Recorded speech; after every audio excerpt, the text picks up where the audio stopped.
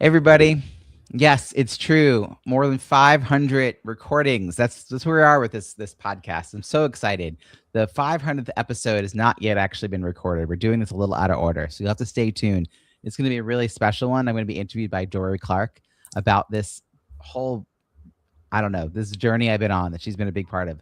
But before I get into that, let's get into this week's panel. You've written your book, finished the edits, and published.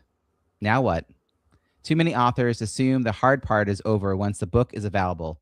Without a clear launch strategy, they end up with a product but no plan, no reviews, no visibility, and no path for turning readers into clients or opportunities. The result? A book that quietly disappears instead of building momentum.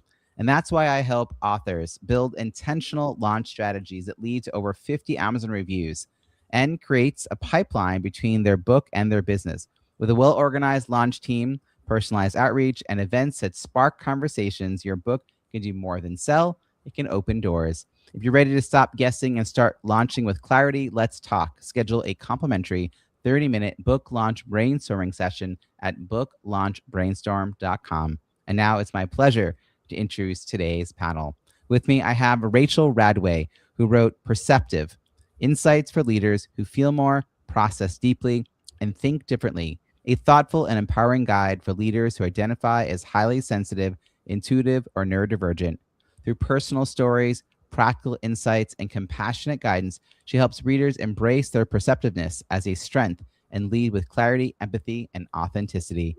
We also have with us today Sophie Lechner, who wrote Unlock Your Impact, the roadmap to magnetic client attraction for entrepreneurs who hate marketing, a refreshing guide for mission-driven entrepreneurs who want to attract clients naturally by leading with purpose instead of self-promotion and transform marketing from a dreaded task into a joyful extension of their impact. Please join me in welcoming Rachel and Sophie. Rachel, I'm going to kick things off to you. Welcome to the show. I'd love to know a little more about the reader that you had in mind when you were writing your book.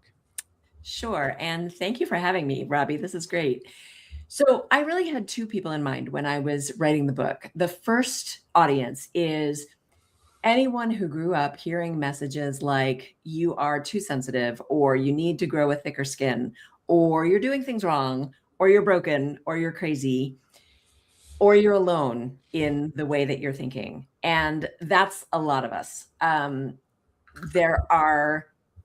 secondary audience is really anyone who is a manager or a leader, or in any way is interested in or has a hand in creating cultures in a workplace or in a community or in a family, which is pretty much anyone. But again, that's the secondary audience. Yeah, I mean, it feels like a lot of people need this. Our own awareness of neurodivergent styles of thinking has really evolved. I remember, 15 years ago, what I was really focusing on was introversion and extroversion as sort of a different, and how they were different from shy and outgoing. Mhm. And these were different scales, were often conflated. And I love that more and more we're really layering onto that, or even centering the conversation about how people think differently. And that's how they're approaching the work. So we need more and more conversations happening, and books like this can start that. Speaking of starting conversations, this is, I think, Sophie's best way of doing that is getting us to think about marketing as something. I love that line about being an extension of your impact as opposed to just the grind of self-promotion. And I happen to really like talking to the work that I do because I believe in it so much. But I know that this is not the way most entrepreneurs approach it. But is there a particular kind of entrepreneur that you think would most benefit, or that you at least had in mind maybe at the start of this writing? Yeah. So, and also thank you for having me, Robbie. Definitely, it's like mission-driven entrepreneurs, and what I mean by that is people who are really primarily driven by their desire to help others, and so the financial aspect is nice but secondary, and they also have a big message to share. And I found that those kinds of people really, really don't like to have the spotlight shining on them. And so they don't like to do self-promotion, and they think that marketing has to be self-promotion. That's a misconception. And so they end up doing all kinds of things that are just don't feel natural to them. I use the word tripwire as a sort of a shortcut for all the strategies that we're taught that just don't align. And so when they use those strategies, they feel yucky, and so they end up burning out. And it doesn't have to be that way. It's such a waste of this wonderful potential that entrepreneurs have. So those are the ones that I wrote the book for. Yeah, and I feel like in our circle, we know so many people who are like that. When you talk to them Mhm. one-on-one, they have so much to share about their enthusiasm for the work that they're doing, but they're not showing up in a way that allows others to find that, to Yeah. find them, and therefore find whatever Mhm. their offer is, or whatever the promises they have, or the Yeah. solution they know about, which is a real shame because they're limiting what they could be Mhm. doing to affect the world in a good way. Yeah. And I know that you have been working on a workbook to accompany your first book. So, and it's not. I have since learned it's not like when I say workbook, we're all thinking about this like 6x9 or 8.5x11, like thin kind of, not a lot Mhm. there. But your book is a book workbook, so It's it's pretty meaty. So tell me a little bit about the yeah. reason for creating that. Yeah, it's a bit of a monster. It's 8.5 by 11. I know it's silly to talk about format, but it's 228 pages with Wow. 33 downloadable tools, resources. So yeah, it's really a course, honestly, because it's about reinventing your marketing from the inside out. So it's the first 4 chapters of the book and of the workbook are all about, like, what do you really want? What is your vision? What's your mission? What's the the day that you want to have? What's the ultimate vision for your work, and how it fits in the world? And then after that, it's constructing your marketing and all the activities you're going to do around 9 strategies that together make up the magnet model. So each chapter walks you through all the exercises, all the thinking, all the writing you have to do. And I've created AI prompts to help to support the work and complement it. And I just want to say that those AI prompts are not about getting AI to tell you anything about you or your marketing. It's about pulling the stuff out of you, your vision, your mission, your clients, and asking you the questions and probing you so that you get all of that out of you and you're able to then share it in your marketing. It's a great use case for AI that I've really appreciated myself. One last question, Sophie. When you started Mhm. working on the book, the original book, did you know you were going to create this like mammoth workbook, or did it evolve as people like used your book? Yeah, I keep saying that this is a monster that's taking on its own life. It's probably not very good marketing to talk about that way about my workbook. But initially, it was like, okay, so you're writing a book and you want to get people's email addresses. So you want to have some bonuses that people are going to download, right? So I'm like, okay, well, yeah, there's some good stuff to do as a download. So I started creating this PDF to download. And I said, oh, I'll put all the questions that are in the book. So I started creating it, and it turned into this 200-page PDF. So that was already bad enough. And then when people started using it, they were telling me, listen, it's overwhelming. I did a survey, like 90 people, and most of them had gone through maybe 10% of it or 20%. So, but they gave me great feedback. And so I realized I really have to architect this thing so that it's manageable step by step with action steps, and where are you going and how does it all tie together, and all of this, not just a list of questions, right? So that's what I've done. It's multimedia with some I love videos, this. QR links. Yeah. We're going to circle back later to like maybe some of the ideas of how you test things, because I think that's Mhm. a really key component. And so many authors are rushing to publish Mhm. and skipping some of the steps that you're talking about right now. Rachel, coming back to you, this is a big deal having your own book, and I understand we talked about right before we hit record that you've been part of some other, you've contributed some other books. Did like that experience help you wrap your head around becoming a solo author? Was it helpful in getting yourself ready on a topic, understanding the publishing process? Did it get you what you wanted? Are you really, you know what I mean? Like, I think there's a kind of a two sides of the coin when it says joining these collaborative books, but I have heard that they can help people move forward with writing their own books. So in my case, I had an essay published in an anthology many, many years ago. So I was already, somewhat familiar with the process. The most recent collaborative project that I was in really did not prepare me in any way for my own book.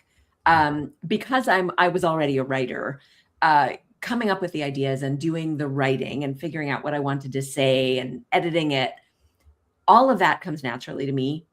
The collaborative project that I was part of was structured pretty carefully, and we had deadlines and we just did what we needed to do. We were not part of the publishing process at all. So it was explained to us, but we weren't really involved. Doing my own book was a very, very, very different animal. And again, I knew something about it. It was probably nothing like what I expected in the end. Yeah, I mean, if you are around a lot of authors, you maybe can get a little bit of insight, or if you had a good coach or something. When you were starting this process, I'm looking now, and your book came out in middle of 2025. So that's not too long ago. I mean, we're not even a year at the point that we're recording this, and it's going to be about a year when this airs. So yeah, were you already in an author community to get some suggestions for how to find the support you needed, or even figure out what support you needed? And there's just so many steps beyond writing, which it's good that I'm not, the part of the book I wasn't comfortable with was the writing part initially. But it's great you came with that skill set and that encouragement. But yeah, how do you find your way through to the publication part? So it was an interesting journey for me. I actually was not planning on writing a book. I was approached, as many people are, by the CEO of a hybrid publishing company. And at first I thought, yeah, I've been approached before, and it's not the right time. It's not the right stage. I don't have anything to say. But there was something about their approach that was a little bit different from the others I had received. And I decided to have a conversation, which led to a second conversation. And the more I thought about it, the more I realized I really do have something to say, and I would love to get this out there. The program that I entered by joining with this hybrid publisher was an author community, and it was also fairly structured. So there was a cohort of authors who were all going through the process at the same time. And we were given pretty strict deadlines on, when we had to get the content in. The writing itself, again, was not a problem for me. It flowed pretty easily once I figured out what I really wanted to say. And I ended up with a first draft that really didn't change all that much as it went through the editing process and, going further. I ended up separating from the hybrid publisher after the first draft was done. And then I had to find my own way. And fortunately, I do have a lot of friends who are authors, and was aware of a lot of resources. So I ended up talking with a couple of different companies, both hybrid publishers and the company that I ended up going with, which now is a hybrid publisher, but at that point was just doing, in addition to their book marketing and PR work, they also have a production team. So I worked very closely with that production team. Yeah, this idea that you're in a process, it's moving along, and then something happens. This just happened on one of the other panels I interviewed recently, where in their case, the company went bankrupt, which was a very startling experience. But to keep going, I think the persevere part is really key here, and to tap into your network, to figure out the next steps, to know you have something, because you'd already written it, right? Like you were like, this is good. Now we have to just find a way, bring it into the world, and figuring out those next steps. So what you're talking about is something called an assisted self-publishing. It's a term I only recently learned in the last couple of years. And it's sort of the folks that publish that are not in the hybrid publishing. They're really a paid for service thing, and they don't have often as much of an author community or a narrow theme, whereas hybrid publishers tend to have both of those things. And there's also some questions about royalties and services and et cetera. But I'm so glad you kept moving forward, because it's really important these conversations are taking place. And I actually got approached by a company to write not an actual dummy book, but like a style of that book about Zoom. And it was kind of more of a textbook. And I didn't I looked into it. I talked to them about it, but they wanted for the workplace and like corporate Zoom. And I've not used Zoom in a corporate setting. And I was like, this would be a lot to have to figure out. Like, and then it just got me thinking, like, I have so much content already about using Zoom. And I was able, like, that's what instigated me writing my third book, was someone else approaching me. And then my assistant at the time saying, like, you've already written it. And I was like, I've done this before, so I can promise you that that's not the case, but I do have a lot of content that I can pull from, and it's not like a blank page. So, but yeah, there's still so many more things to do beyond just creating a book. Yeah. And I know, Sophie, you were part of some collaborative projects as well. Like, any insights that you would share about how to assess whether they're a good idea? Like, what's the criteria for deciding that? I think that's sometimes people feel overwhelmed, or they just think, oh my God, someone's deciding to make me an author and I'm going to say yes no matter what.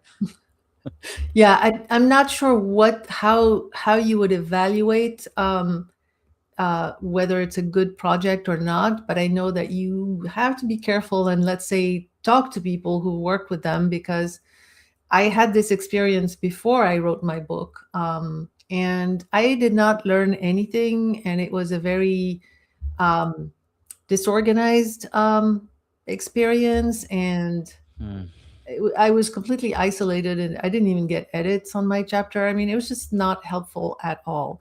And then the timelines got bungled, and so instead of publishing this thing 3 months ahead of my book, which that was the whole idea for me, was the timing and, warm up the market and all this other stuff, it came out the same week as my book. So I never talked about it. No. So that was a flop. I had another experience, though, working with a collaborative project. And it was interesting because it wasn't actually me writing. It was someone who took a whole bunch of podcast episodes, by the way, wink, wink. And she wove all of it into a whole narrative. So it was a really interesting project, very well run, very interesting. And I was then part with the other authors of the editing and sort of beta reader / editing process. So that was a very different experience. This reminds me actually a lot of TEDx, because I'm a professional speaker and I've been part of the National Speakers Association for a long time. And not all TEDx stages are equal. And I always tell people who are considering doing TEDx, they're planning to apply, not to apply to a first year TEDx, because it's riskier than a really established one that has like 8 years experience. 8 years in, they've really figured out a lot of the steps and the kinks and the technology and the everything. So it's just a little riskier going the first time, unless there's some other track record. Like if it was an AV club of a university, doing it, maybe I'd be like, yeah, well, at least they'll nail the AV part, which is really the most important part for TEDx for me. But I would have other concerns, or I'd want to look at other ways that like organize things. Like there has to be some history or track record, because it's just too much writing on it. And it's really disappointing that it came out the same week as your book. Yeah. In fact, I don't think I learned that you had been in that until just the other day when it came out. Yeah, I don't talk about it because it was just... it got kind of buried in everything else. Rachel, when you started working on your book, did you have a particular sense of the kind of, I don't know, what would the success look like if only X happens? Like, what were the metrics you were trying to measure to know, like, if this happens or this other thing happens, I'll know, okay, yes, this book has been a success? Like, did that start out as one thing and then become something else over time? Like, I'd love to hear a little bit how you thought about the success of this book. It's a great question, Robbie, and I wish that I had a good scientific thought out answer for you. And I don't have any of that. When I almost didn't do the book in the first place, and it definitely wasn't planned. And for me, so I had thought about writing a book many times, many different, years, but nothing around my current work, which is what this book is. So this was really just, hey, my business is still fairly new. This maybe will help give me a little bit of credibility. It'll be like a calling card. I'll be able to give them to clients. And hopefully it will raise more awareness, get me out there, boost my visibility a little bit more. But I did not have any solid intentions for it other than that.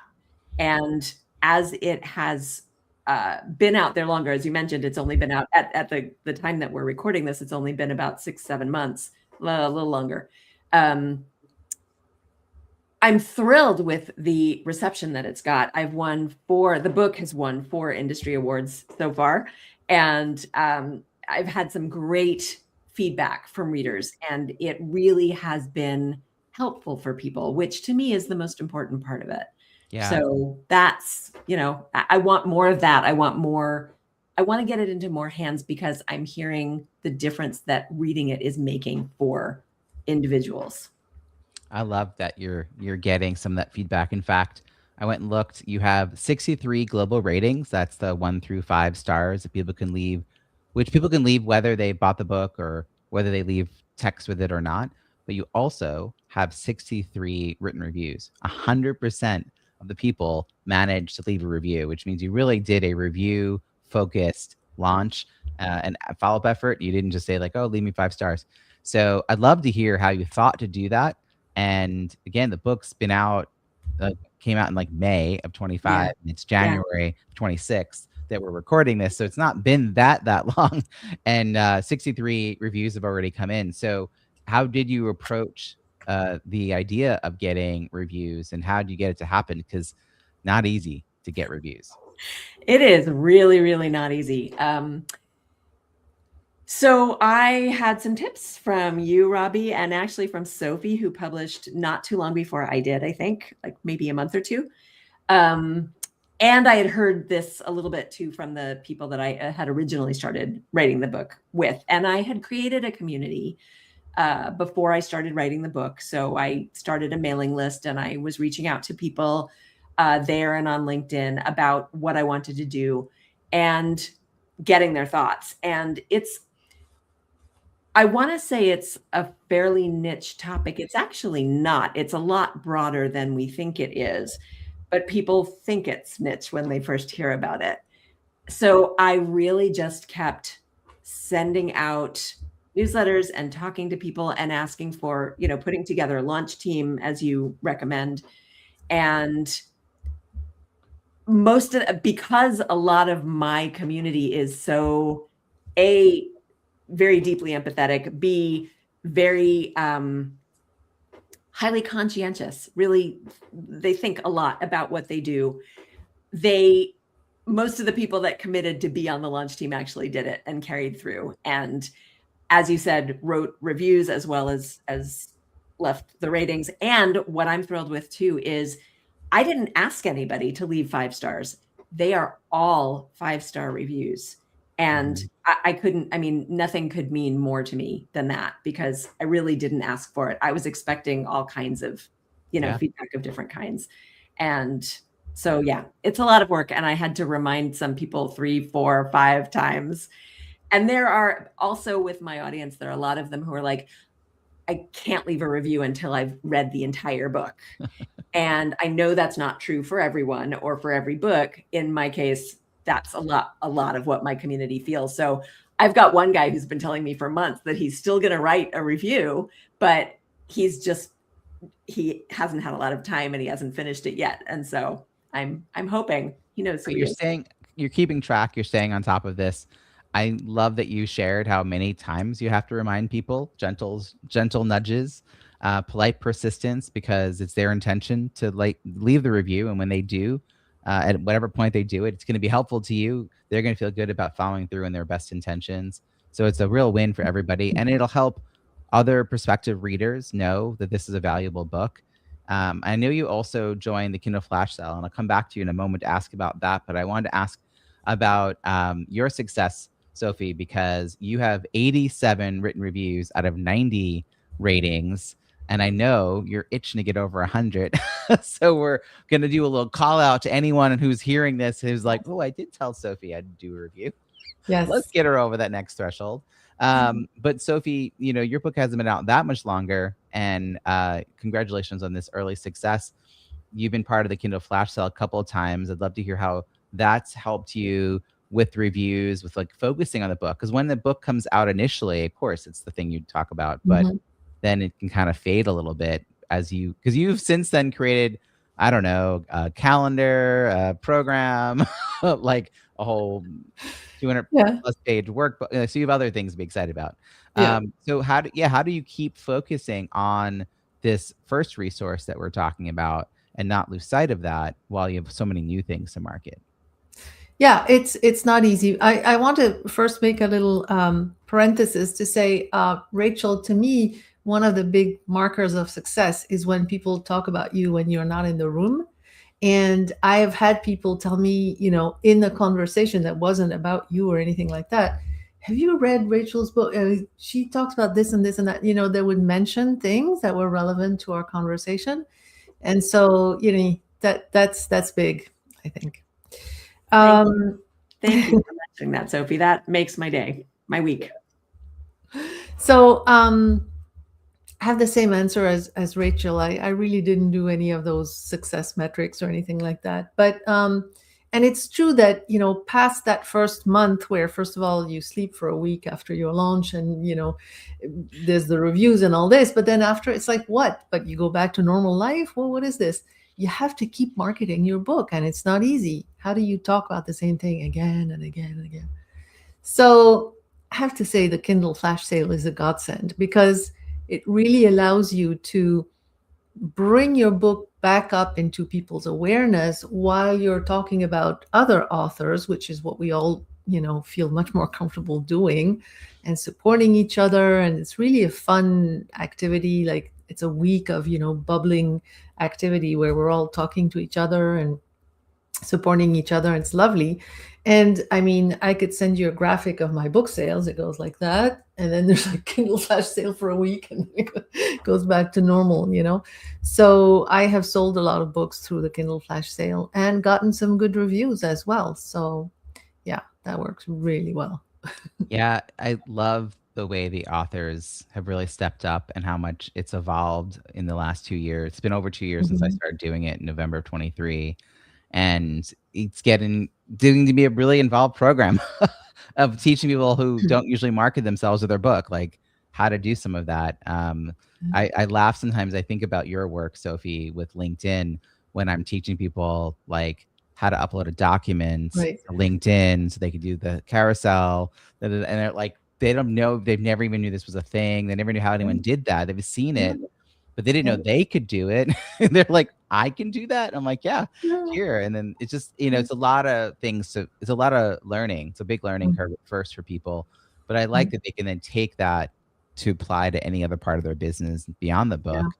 But the way people step up and support each other. Yeah, Sophie. Yeah, another thing that I'm doing, and it's hard to know what causes what in marketing, right? But something I've started doing, maybe others can get inspiration from, is I take every week one of the reviews and I put it in a Canva image and just post that with a link to my book. And, I get some clicks and some comments every week. So it's another way to kind of, take your reviews and put them elsewhere, which I recently learned is an important lesson. Yeah. I made carousels of my reviews. I had like 20 of them because I had so many reviews and was putting them out. I'm not even sure I got them all out actually, because like at some point. But yeah, like people take the time to leave you these messages. Rachel, have you noticed that people sometimes just email you their thoughts about the book, and it's not that they're writing a review, and then you can turn that into like, hey, like, can I ask you to post it on Amazon? I feel like reviews are not always like on Amazon. They're just people commenting, right? They're just like telling you a nice thing. I have gotten a few that I haven't actually asked them to post the specific comments. I've asked them if they wouldn't mind, leaving another comment, but I have had people reach out to me both on email and on LinkedIn direct messages, just telling me about the impact that reading the book had on them and how they no longer feel like they're alone and how they feel validated and how they've learned so much. And I just, that is everything. That to me, that is why I've done the work that I've done and put the book out, despite all the challenges. So, And then Yeah, sometimes I will say, if you haven't left a review yet, please, Yeah. please do. That would mean so much. Yeah, it's a constant to reiterate that, because people don't, if they're not in the business of writing books, don't really realize how important they are, the reviews, that is. So, to answer the question of how you plan ahead of time for a book, I have the Author ROI Lab, which is a newer program that I Right. launched recently to help people in a small group decide whether a book they're considering writing is worth it. And if so, like, what is the ROI related to it? And what are the metrics? Not, there's a revenue metric, there's a media metric, there's an outreach impact, there's the who it's for, who it's not for, and all of that. And this isn't about a book proposal. This is about a work plan for what comes next. And it includes conversations with ideal readers, so that we're writing a book that people are waiting for and clamoring for, and how do you test some of these ideas ahead of time. So it's been really well received so far. And I love that people then know that it's worth investing more in this book, because they can see the impact going forward for their business. I think first time authors don't always think ahead. And I often find second time authors who wish they had done more on their first book are the ones who reach out to me to have those conversations, because they kind of now know. I think at first there's just too much. I mean, there's just too much just trying to get a book to be a book. And now it's like, how do you turn it into a real a benefit to your business? And I thank you for the kind words, Sophie, about the Kindle Flash Sale. I love how we can bring people together. So kindleflashsale.com you can go to for that, and Book Lunch Brainstorm to learn more about the Author ROI Lab. I'll just mention that now. But aside from getting reviews and figuring out a marketing strategy, I'm curious, like, Rachel, was there something, I mean, you went through a lot of hurdles to get the book to be a book. And now you're kind of in this nice space where you had a really strong launch. You got 60 some odd reviews already, even part of the Kindle Flash Sale. I hope you come back for that. Do you have an idea of where you're leading people? Was it clear from people reading the book that you do coaching or speaking, consulting, or like have programs? Like, how did you bridge the book back to the work that you're doing or want to be doing? So I thought about that a lot while I was writing the book. And I do talk about, although it's not like the book is a pitch. I have read a few books recently that are. That's not what this is. The book is meant to be valuable all on its own. That said, there are areas where I do mention my coaching, and I talk about too. I have a small community, a small mastermind / hybrid coaching, group coaching program for exactly the people whom I'm talking to in the book. Brilliant. And one of the things I talk about, for example, is community, and how important it is for us to find people with not necessarily like-minded, because we're talking about diversity here, but maybe like-valued. And because so many of us often feel alone and get those messages throughout our lives, this was something that I really wanted to create. And so I talk about the group in the back of the book. I also put both an author bio and a description of my company, in the end matter, and offer a few different ways for people to be in touch. So I very much wanted it to be coherent with my business and kind of create a bridge between the two things. I love the different ways you've tucked your information in. I did talk to someone recently who didn't have anything in their book that they'd already published. No website, no email. Maybe their LinkedIn was in their about the author page. Maybe that was it. That might have been it. The entire thing was down to that one link. No resources or bonus content or opt-in. Like, there's so many opportunities to kind of pull people in, give them something they can actually use. And then Sophie, when you and I were working together around your launch and your launch party specifically, we talked about what was coming next. You had sort of a bigger offer, but then in the process of sort of researching with your community, you actually created something a little smaller and had a lot of interest initially. Can you describe what that initial small offer was? Because I think some version of that could be useful for other authors. Yeah, and it's something that I keep thinking I should do again, and then I move on to other things. But it was actually sort of a hybrid book club versus mastermind kind of thing. Anyway, it was a 4-week program. I realized the program I wanted to sell people on was a big, are you noticing a theme here? A big program, and it might have been a bit too much of a jump from the book to a 3-month, intensive program. And so I realized that there was just too much in the book to go straight to implementation, that there was a need for something a little in between to really more digest the concepts in the book and see how they would apply to your own business potentially. And so I did a 4-week program, just an hour and a half once a week for 4 weeks, where I split the book into 4 pieces. It worked out well that way. And I had a group of people come in, and we just went through the main ideas and discussed like what's been your experience with regard to that, and how do you envision this in your business. So it was a really interesting sort of a discussion, again, book club-ish, and it was a lot of, well, I mean, I loved it. I think the people who participated liked it too. Yeah, and I remember you had initially like 30 plus people show interest, and then you did something very clever that I've told people since. During the launch party, I interviewed you, and then we had a section where there was a clear call to action for people to put a keyword in chat if they wanted to know about this program. And you grabbed a video clip of you talking about the differentiation of your book, like how your book was different from other marketing books, from the interview section. And then you grabbed the call to action section, you clipped them together and put it on LinkedIn. And you wrote a little post that said, write this keyword in the comment. And you had even more people do that. Yeah. And I was like, that was just so smart.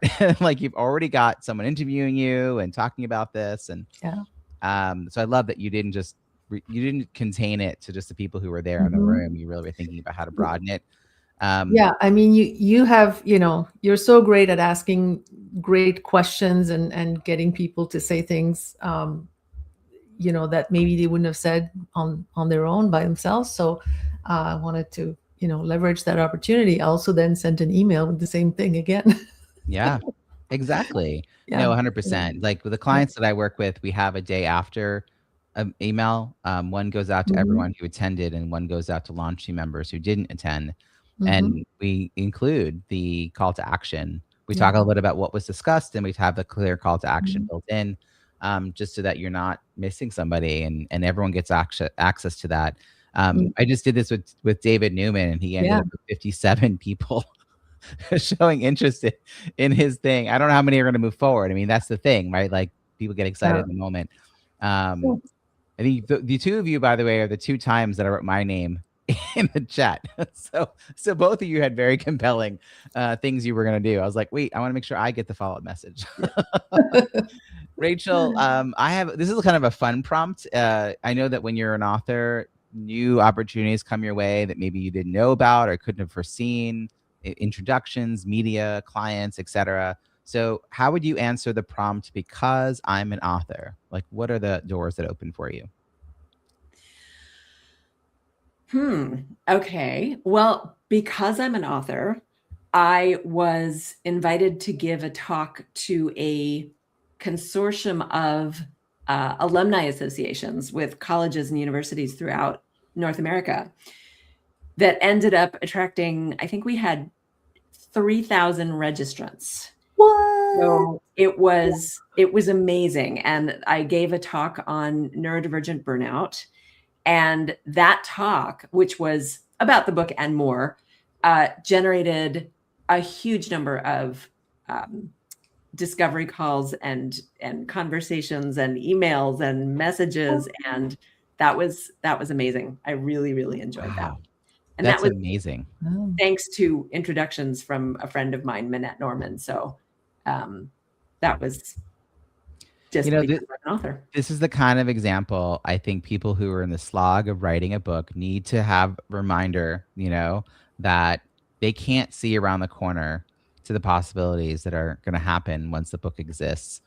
And the reason I do the launch the way I do is that if you are putting the kind of people like Minette Norman in your launch team, so they're hearing about the book as it's getting started while you're writing it, and then the advanced reader copy, they'll start to pay attention and think about who else to introduce you to before the book even comes out. Like a lot of times you're invited to be on podcasts or do a live stream with someone. Like a lot of cool things can happen. But so many times I meet authors who are writing in private. They're like, I would even say in secret. Private's too kind of a word. Like they're like, I don't want anyone to know about it. And I'm like, well, how what? Like, how does that help you? So I love that you sort of brought this out into the world. Now there's people who have helped you launch it further, and what a great opportunity. That's fantastic. Sophie, for you, how would you answer that same prompt? Because I'm an author. So, of course, Rachel's a tough act to follow with this one, but because I'm an author, first of all, I fell in love with writing, and I'm writing another book beyond the workbook. So there's that. I have been able to get a little bit of attention and endorsement from people that I really look up to, like Dory Clark and Simon Bowen and David Newman. So to me, that's great. And I'm getting reviews from a lot of people that I don't know. So that's kind of fun when that starts happening, and getting approached by people who want to get on a call or who appear on my LinkedIn and say, I read your book. And so, I mean, those are some of the things that are really exciting. That's great. And it is a great networking tool to reach out to people in your network who you see is like a little further along, like the people you named, right? They're really established. And how do you get their attention? It's like, well, you create a piece of work that's worthy of attention, and they want to know about it and share it with their world. So as we wrap up here, Sophie, any advice that you would share with someone who's writing a book to help them grow their business? Well, yes, think of your marketing as you are writing your book latest, preferably before. Don't let yourself get scared by that thought, but think about it. Think of your business as an ecosystem and your book as one piece of that, and how will it relate? How will people come through the book to your business, or from your business to your book, and what all those relationships might be. Excellent. Rachel, same question. How can people use the advice, things you've learned? Like what would you teach them? Any hurdles to avoid? First of all, I would second everything that Sophie said. Also, find your community, whether it's already published authors or people who are also working on books. Find people who understand what it is that you're going through, because it's a lot. And a lot of the time we're doing this on top of our day jobs or our businesses or whatever it is, else that we're doing. And for a lot of people, writing a book sounds like a very abstract kind of project. And yet when you're in it, I mean, it took a year of my life and a lot of time that I thought I was going to be working on my business that I couldn't because the book was consuming.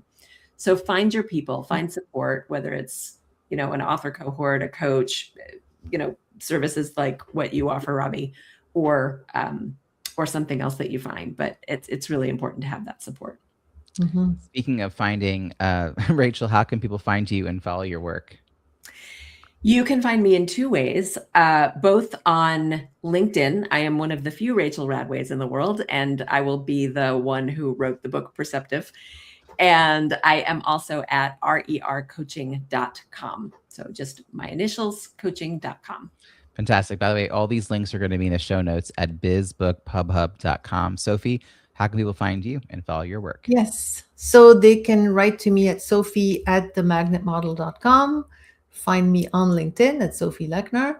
And what was the other thing I was going to say? My website, themagnetmodel.com. Fantastic. So by the way, at bizbookpubhub.com, you're going to find all of these show notes for all the past episodes, of which there are now many, many, many great authors who've shared their author journey, the ROI or not of writing a book, lessons learned and triumphs had. You're also going to discover a curated directory of experts who will guide you wherever you are on the author journey, from writing to publishing and marketing and beyond. We have free monthly virtual networking events, the Kindle flash sales, all the services that I have you can find if you head over to bizbookpubhub.com. Panelists, thank you so much for joining us. I really appreciate it. Thank you.